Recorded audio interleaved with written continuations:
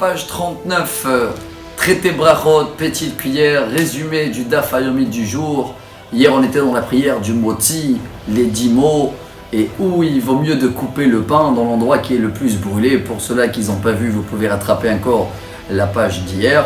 Aujourd'hui dans la 39e page, on continue à parler également sur le pain ou sur des autres aliments, mais qui sont pas complets. Vous savez bien que Shabbat, on essaye toujours d'avoir 2 halot. Il y en a qui, selon la Kabbalah, ils mettent 6, il y en a qui mettent même 12. Et on va choisir bien sûr les meilleurs, mais complets.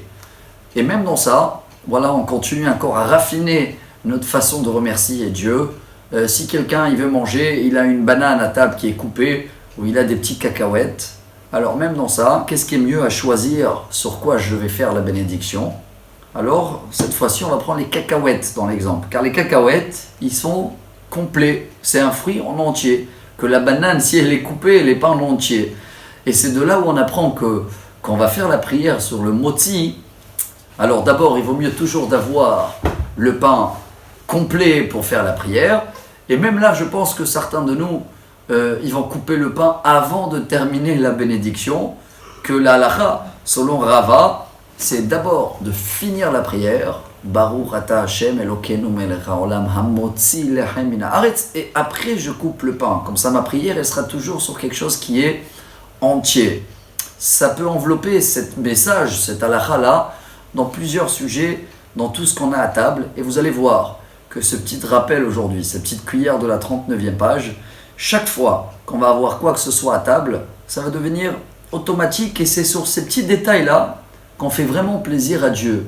On se montre d'être des connaisseurs dans tout ce qui est l'alimentation. Car on a parlé, et si Dieu veut, on va le répéter souvent, chaque aliment qui rentre dans notre bouche, ça va devenir après le sang. Tout ce qui est mauvais va sortir aux toilettes, tout ce qui est moins mauvais va sortir dans la transpiration, encore moins mauvais, on va dire plus raffiné, ça va nourrir un peu les poils et les cheveux, et encore plus raffiné, ça va nourrir tous les membres du corps, et le plus raffiné, il va y aller dans la pensée. Et quand les aliments ils sont complets, alors ça va permettre même dans notre pensée, qu'elle sera une pensée complète, parce que dans notre génération, comme vous le savez, on a un problème nous tous, on n'arrive pas à se concentrer. On pense sur quelque chose et d'un coup, on va penser sur plusieurs choses. C'est pas une qualité, chers amis.